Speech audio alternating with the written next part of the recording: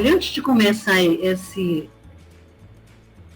módulo hoje, vamos fazer uma revisão do que nós já estudamos, né? Então, pegamos aquele feriado, então vamos dar uma relembrada aí. Olha, no módulo 01, eu mostrei para vocês a importância da química orgânica no contexto social. A gente vê que a química orgânica está presente em tudo que te cerca, né? Gasolina que põe no carro, na moto, medicamento, alimento, no metabolismo humano, no metabolismo dos vegetais, sempre você tem a presença de compostos orgânicos. Nós vimos também a hibridização sp3 no carbono, nitrogênio e oxigênio. Nós vimos que surgia a necessidade de fazer essa hibridização sp3 porque a camada de valência do carbono não permitia a formação de 4 ligações. Então, para que fossem formadas as 4 ligações, a gente tinha que fazer a hibridização. E as probabilidades que existiam para fazer essa hibridização era fazer uma sp3, onde você fazia a combinação linear de um orbital s e 3 orbitais p, a sp2, onde você fazia a combinação linear de um orbital s com 2 orbitais p, e aí você tinha um orbital P sem hibridar, que fazia a ligação π, e também a hibridização sp, que você misturava apenas um S com um P, fazia a combinação linear, e aí tu ficava com 2 P's sem hibridar, por isso tu farias 2 ligações π. Nessa hibridização sp3, nós vimos que todos os alcanos e cicloalcanos são formados com esses carbonos sp3, tá?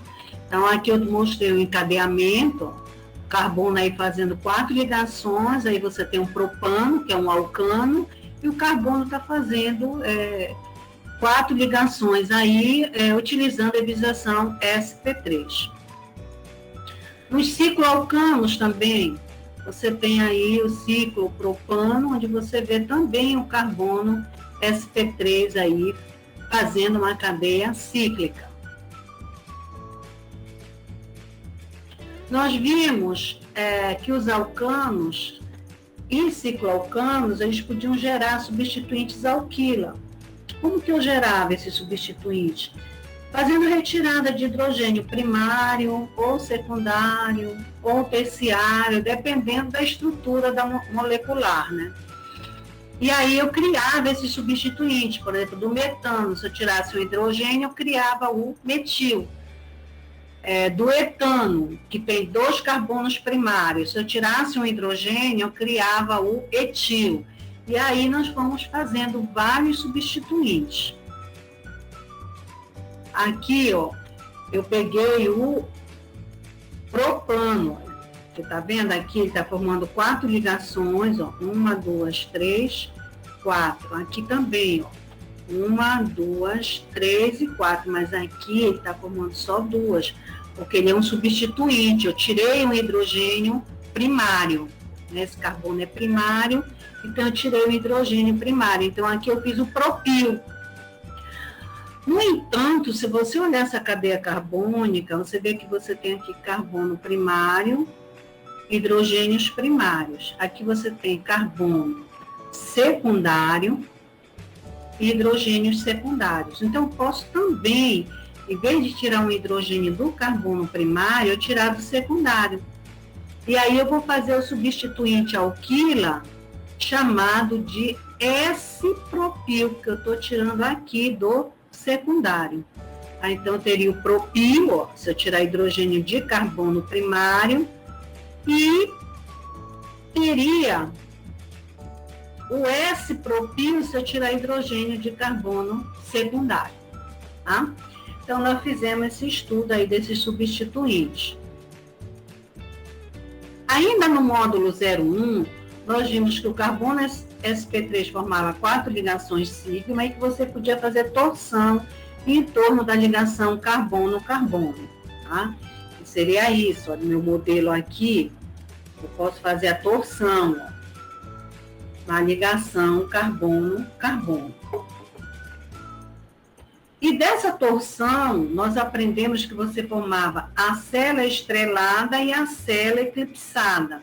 Então, aqui você tem a estrelada, ó, porque está tudo em oposição, para cima, para baixo aqui e aqui para cima, que seria essa aqui, ó.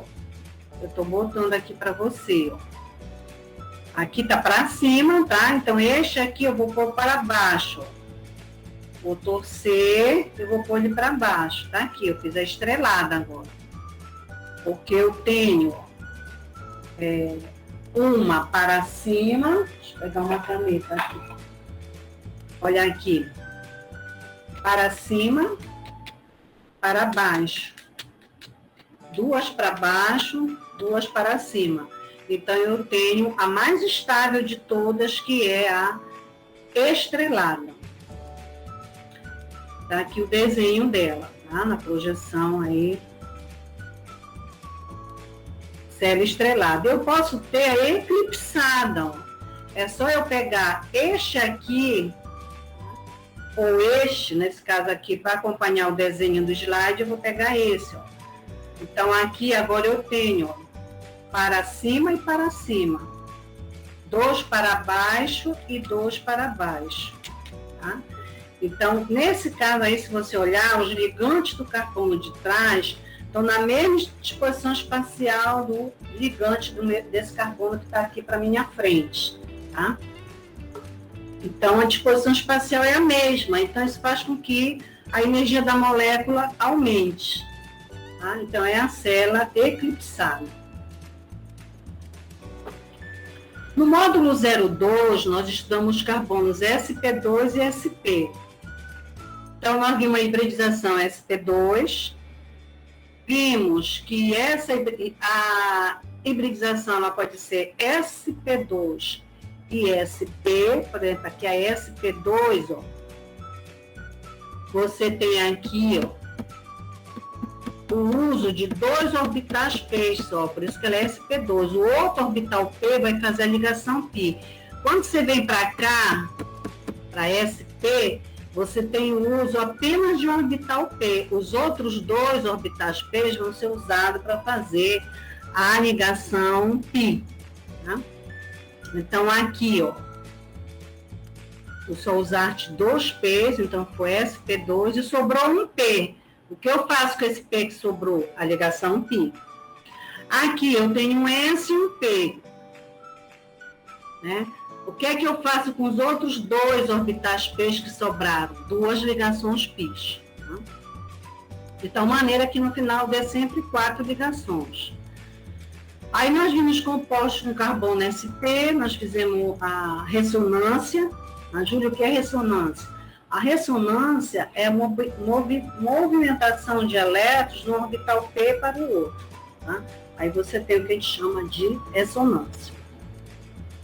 Na sp2, a gente viu que os carbonos que se apresentam na estrutura com a hibridização sp2, eles podem formar alcenos, podem formar aldeídos, cetona, ésteres, amidas, uma série de compostos, né?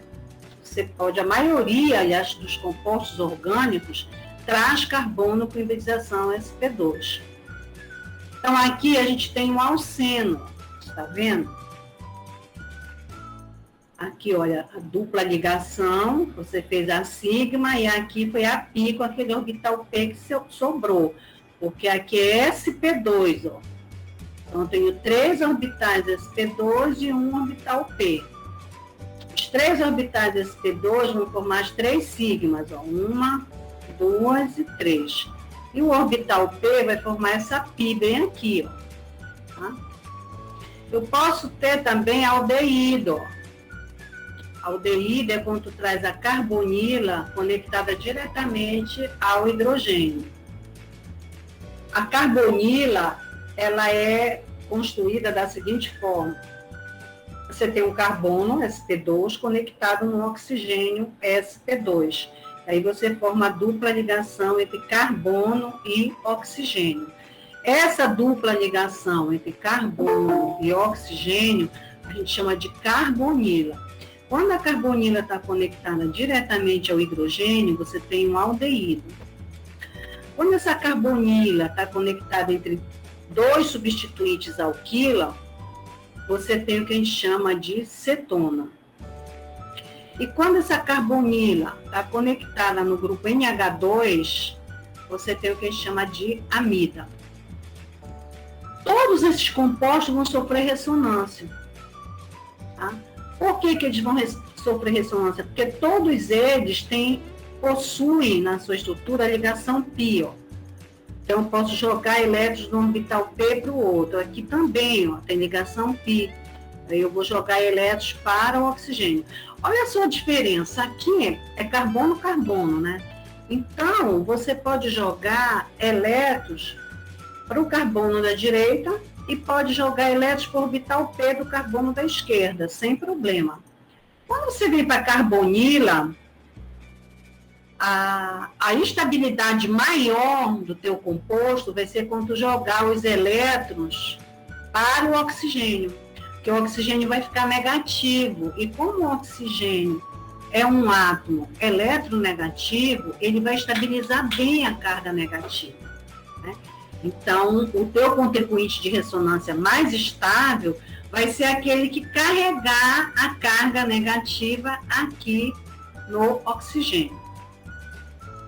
Aqui você já vai ter uma ressonância, que nós vimos na aula passada, que quando você joga o par de elétrons para o oxigênio, esse carbono fica positivo. E aí ele atrai elétrons do nitrogênio. A gente viu essa ressonância na aula passada. E aqui eu tenho a cetona, ó, que vai fazer a ressonância deslocando o par de elétrons para o oxigênio. Tá? Então, nós vimos essa ressonância daí nesses compostos carbono sp na aula passada. Tá? Agora, prosseguindo, nós vamos ver o nosso módulo de hoje, que é o módulo 03. Até então, a gente estava fazendo uma revisão, né? Agora nós vamos entrar realmente na aula de hoje. Polaridade das ligações.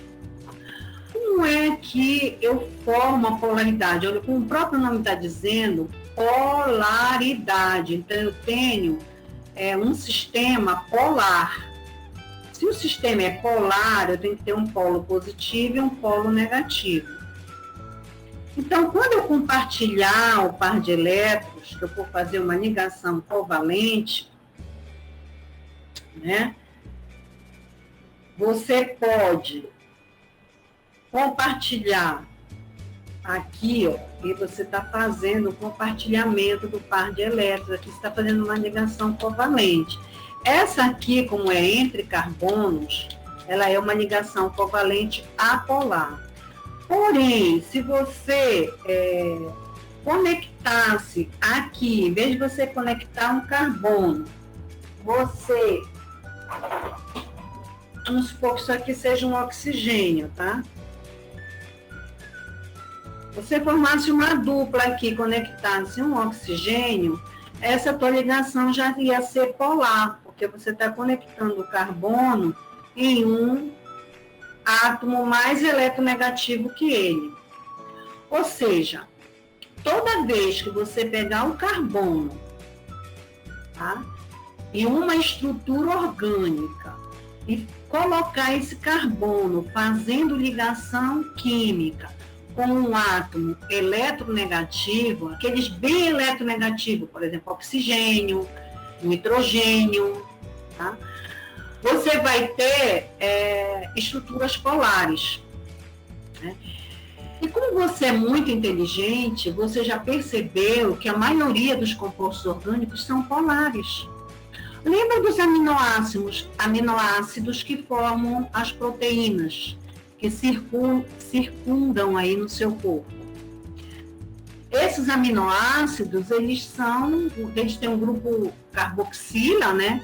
Que é um grupo polar, e tem ainda ligado o grupo NH2, que é um grupo polar, porque o nitrogênio é eletronegativo. Então, eu poderia dizer que a polaridade molecular, ela garante a tua vida.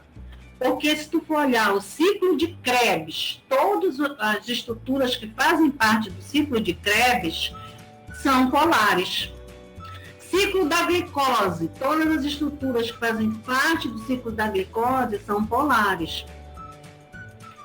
Carboidrato que tu ingere aí, que é polihidroxialdeído, polihidroxicetonas, são polares. Né? Proteínas são os alimentos polares.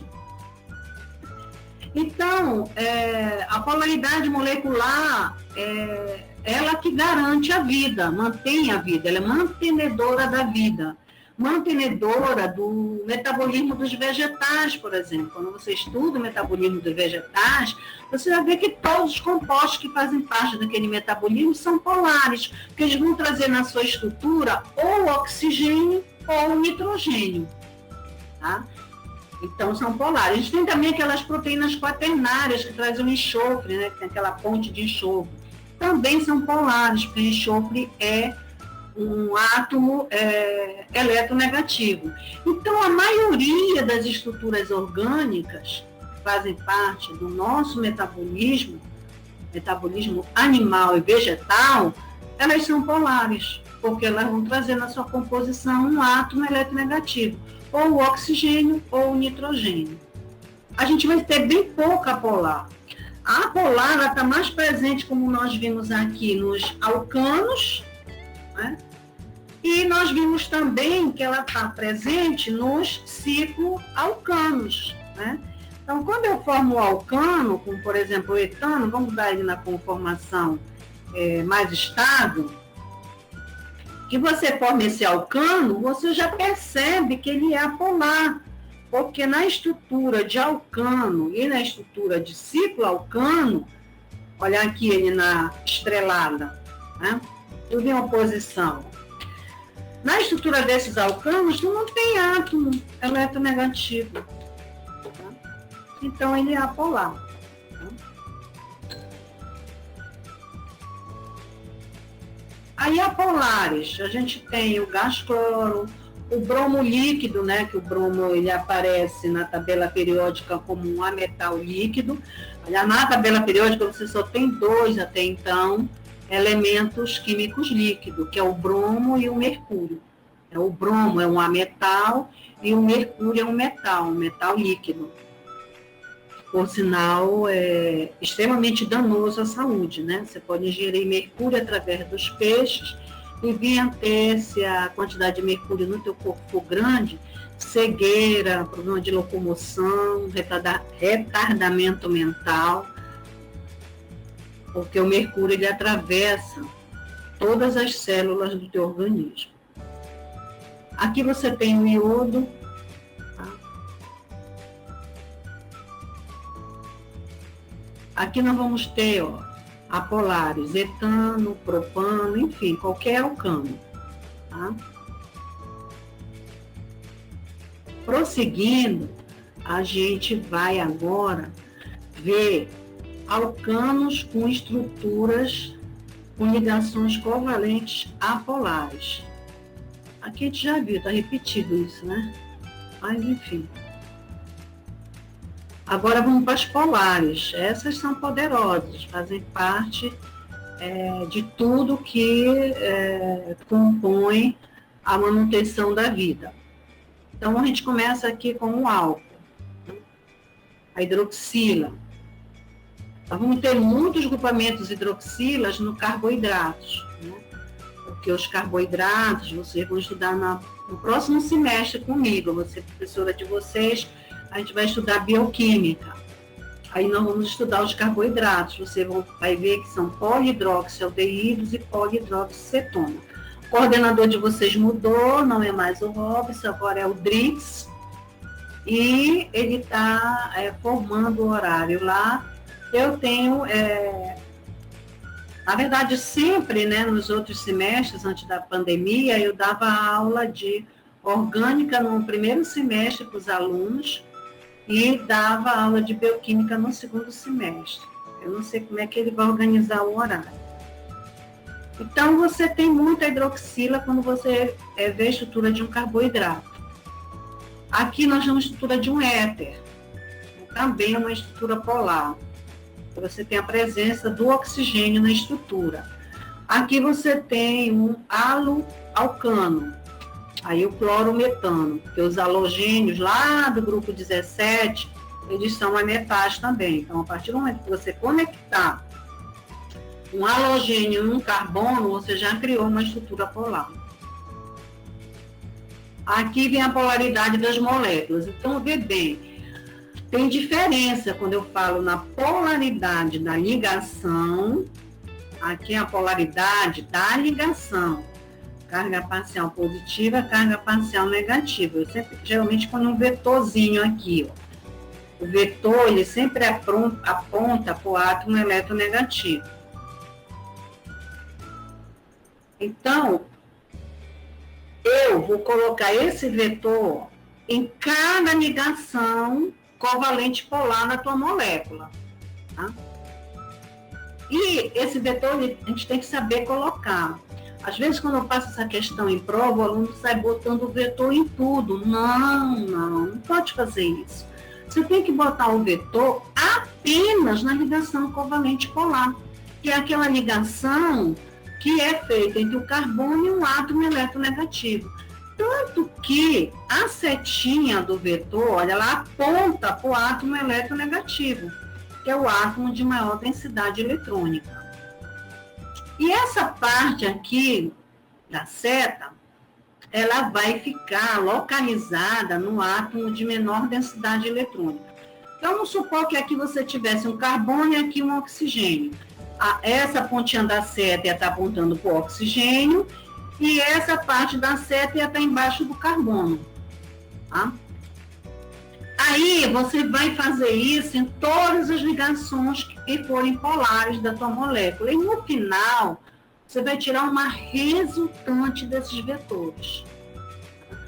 E a resultante desses vetores vai te dizer se a tua molécula é polar ou apolar. Porque pode acontecer de você ter várias ligações covalentes polares e na hora de você fazer a resultante, esses vetores de alguma maneira se anularem e você ter uma resultante nula. Se a sua resultante é nula, a tua molécula é apolar. Olha aqui no ácido clorídrico, um ácido inorgânico, olha. Uma setinha está apontando para o átomo eletronegativo. E aqui, essa ficou embaixo do hidrogênio. Tem menor densidade eletrônica. Aqui é no modelo molecular. E o momento de dipolo, o momento dipolar da molécula, é a resultante. Então, vamos supor que você tenha na sua estrutura 3 ligações covalentes polares. Aí, teu momento de dipolo resultante é igual a carga vezes a distância da primeira ligação covalente polar, mais a carga vezes a distância da segunda ligação covalente polar, mais a carga vezes a distância da terceira ligação covalente polar. Não é tão simples assim como eu estou falando. Só estou dizendo para você que isso aqui é para cada ligação covalente polar. A fórmula ela é mais complexa, ela usa o cosseno de θ aí para você fazer esse cálculo, porque esse é um cálculo de análise vetorial. Aí no final você calcula essa resultante, que é o teu momento dipolar. Tá?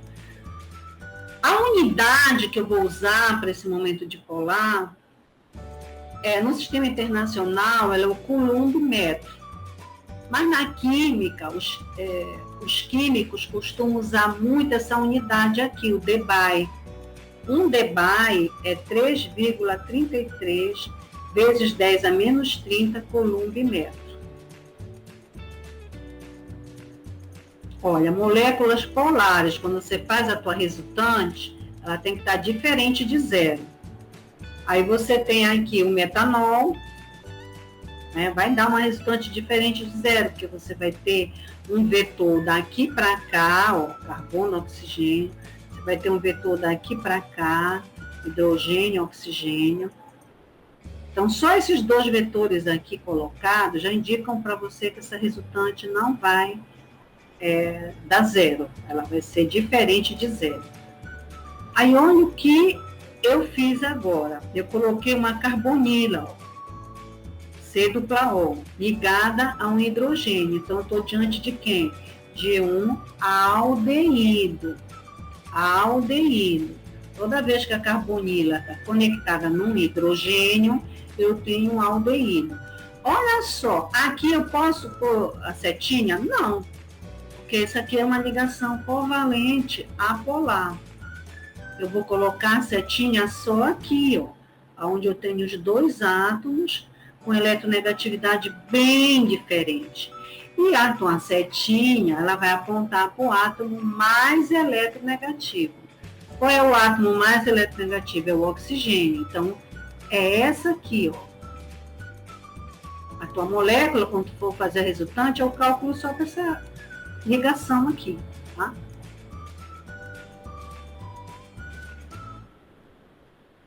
Olha esse aqui. Foi calculada a resultante dele, ó, deu 1,43 dBi. Olha aqui as setinhas. Quem é o átomo eletronegativo? É o nitrogênio, né? Então, as setinhas todas vão apontar para o nitrogênio. E aqui, como tu tem um par de elétrons não ligantes, tu ainda vai ter uma setinha aqui na direção dos elétrons, tá? Os elétrons, como são cargas negativas mesmo, eles vão ganhar do nitrogênio. Então, tu ainda põe uma aqui, ó, direção dos elétrons. Aí, quando faz a resultante desses vetores aqui todinhos, você vai ter esse valor. Agora, olha o que acontece. Quando você pega esse hidrogênio e substitui por uma metila, ou seja, você tira o hidrogênio e coloca um substituinte mais volumoso e apolar. Esse substituinte aqui é um substituinte apolar. Olha o que acontece com o valor. Ele sai de 1,43 e vai para 0,2. Então, você vê o quanto é importante a intensidade dessa eletronegatividade na tua estrutura, porque a partir do momento em que eu coloco um substituinte apolar, eu estou diminuindo essa intensidade de eletronegatividade que o átomo promove ali na tua molécula. E aí o momento dipolar cai para 0,2. Tá? Aqui é o modelo molecular, né, da amônia, gás amoníaco, NH3, e aqui é o modelo molecular da metilamina, que é essa estrutura que está aqui. Olha só como a disposição espacial, para cima, para baixo, para cima e para baixo. Sempre a molécula no espaço, ela vai tentar se afastar bastante, tornar bem afastado um ligante do outro.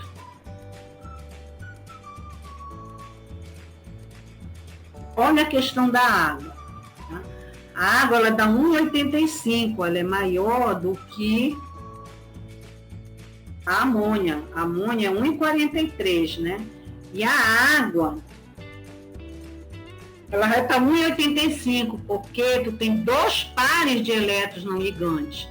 Então, esse par de elétrons não ligante e esse outro aqui, eles vão aumentar muito a polaridade da molécula. E você vai ter outros vetores aqui, ó, do oxigênio por elétron, que é carga negativa, do oxigênio por elétron, que é carga negativa. Aí tu vai calcular a resultante desses vetores, dá 1,85. Agora, olha novamente o que acontece. Eu vou tirar um hidrogênio da água e vou colocar um substituinte apolar e vou criar um metanol, tá? Olha para quanto foi, gente, 0,7. Uma queda muito brusca. Quando você tira o hidrogênio e coloca um substituinte apolar. A resultante deu isso aqui, 0,7. Tá? Então, aqui a gente tem alcanos, né, que a gente já viu que eles são apolares, então a resultante sempre vai ser nula. E aqui eu vou mostrar para vocês a influência da eletronegatividade no momento dipolar. Olha aqui, eu peguei todos os halogênios lá do grupo 17 E coloquei aqui, ó, flúor, cloro, bromo e o iodo. Conforme a eletronegatividade foi diminuindo, o momento dipolar também foi diminuindo. 1,6 quando tem o flúor. Lembra que o flúor é o elemento mais eletronegativo da tabela periódica.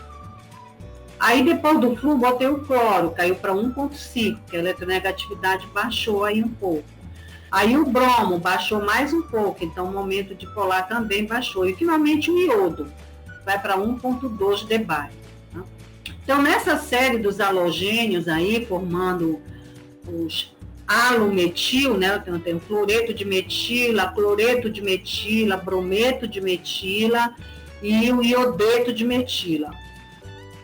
A gente vê uma diminuição no momento dipolar de acordo com a diminuição do valor da eletronegatividade desses halogênios.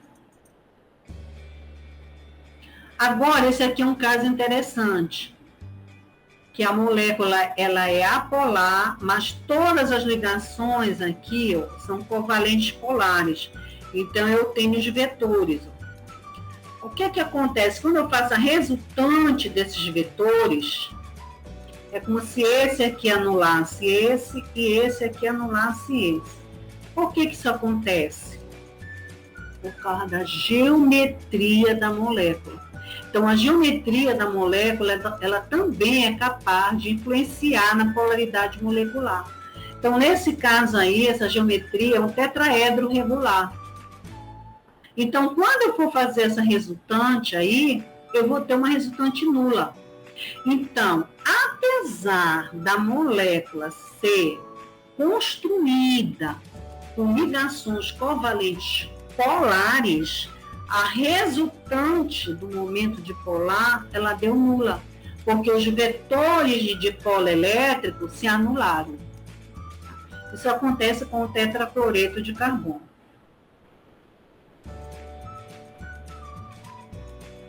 Olha que coisa interessante, gente, aqui. Você lembra dos esterizômeros que a gente estudou na aula passada? Ah, Ana Júlia, não lembro direito. Tudo bem, então eu vou repetir. Os esterizômeros são estruturas orgânicas que eu construo sem mexer na conexão dos átomos. Então, se você ver aqui, eu tenho a mesma conexão, ó, cloro, carbono, carbono e cloro. Cloro, carbono, carbono e cloro. A conexão do átomo eu não mudei, é a mesma conexão. O que é que eu mudei? A posição espacial dos cloros. Eu não mudei o restante, né? Tudo bem que isso aqui é uma molécula pequena, mas se fosse maior, eu não poderia mudar essa conexão, tinha que ser a mesma conexão. O que eu vou mudar é a posição espacial dos cloros. Olha. Aqui os dois estão para cima, aqui eu estou com um para cima e outro para baixo. Aqui eu tenho esterizômero cis e aqui eu tenho esterizômero trans, ok? Aqui está a estrutura dele, tá? É o bromo, aqui, essa bolinha vermelha é o bromo. Olha aqui essa resultante. Quando fizer resultante aqui, isso aqui não vai dar zero, porque elas estão, essa está nessa direção e essa nessa direção. Provavelmente elas vão se somar, né? Então, você vê aqui, ela deu 1,35 dBi, deu um bom valor, 1,35, que é o cis-1,2 de cloro, de bromo eteno. Ok, 1,2 de bromo eteno, na estereoisomeria dele, cis, ele é polar. Quando eu vou para a estereoisomeria dele trans, ó, que está esse para cima e esse para baixo, que eu vou fazer a resultante desses vetores, ela vai dar 0 dBi. Então, a trans é a polar. Então, eu acho isso aí fantástico, porque você tem os esterizômeros, né? Cis e trans, o cis é polar e o trans é apolar. Então, isso é uma evidência química fantástica. E aí, a gente termina esse primeiro momento